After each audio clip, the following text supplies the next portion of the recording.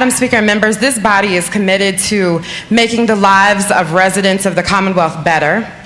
We often disagree on how to get there based on where we sit in the chamber, but I offer that one important step in assessing how government can improve the lives of its citizens and residents is to know the history of intentional harm that has been inflicted upon some of our communities. This history is hard to hear at times, but if we don't acknowledge the truth, we will not understand the mandate we have to reckon with it and move forward. We must tell their stories, Madam Speaker. We must discuss the families impacted by reverse freedom rides like that of Leela Mae Williams. We must include on our SOLs freedom fighters like Evelyn Butts, who helped abolish the Virginia poll tax. Virginians need to know about teachers like Aileen Elizabeth Black, who fought for Black teachers to get equal pay.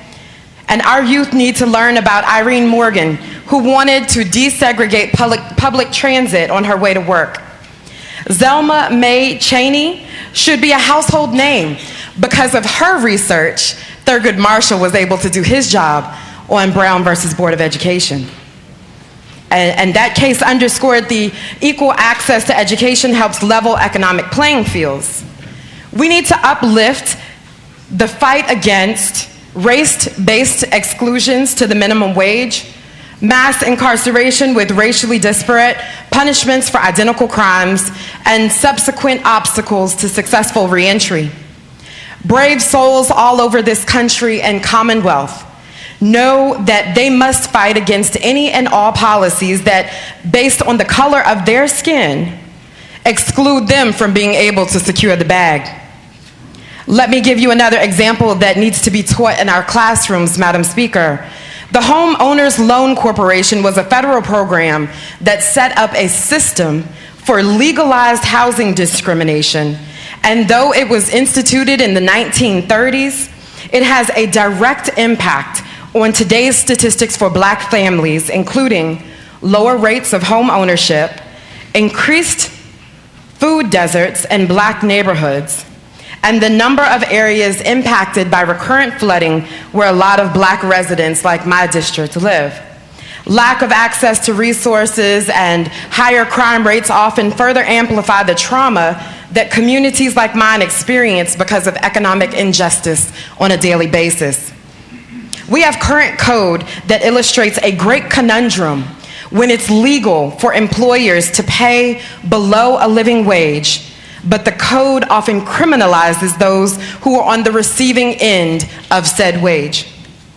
The cyclical effects in these examples of economic injustice have had intersectional and intergenerational impacts. Yes, again I say, Virginia Code has enshrined some of these philosophies that created unequal opportunity for all.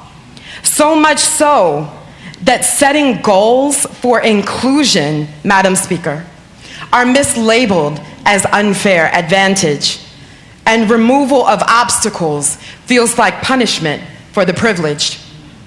And my fellow members, these economic struggles may have their roots in history, but the double down on some of these measures has happened during all of our lifetimes, and their effects stare us in the face today.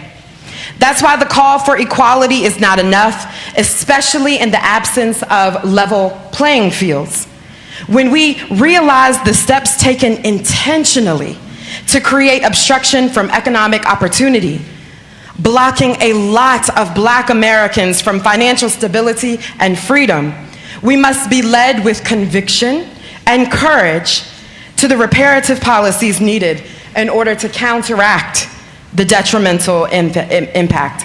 And so, Madam Speaker, calling out corporate welfare and wealth hoarding isn't about jealousy-based disdain, but an acknowledgement that their success has been on the backs of hardworking people, many of whom are African American, whose blood, sweat, and tears help build the infrastructure that allows for businesses to thrive. It's differentiating between the further reward of tax cuts and incentives while workers have been refused a living wage, safer working conditions, guaranteed health care, discrimination-free workplaces, and the opportunity to thrive themselves. In the name of Americans like Leela Mae, Evelyn, Aileen, Irene, Zelma, and so many more, I look forward to our continued work this session and in future sessions to bring economic justice to the code and to the lives of Virginians that need us to know their stories. And they need us to remember that we are the ones that can fix the damage that was done. Thank you, Madam Speaker.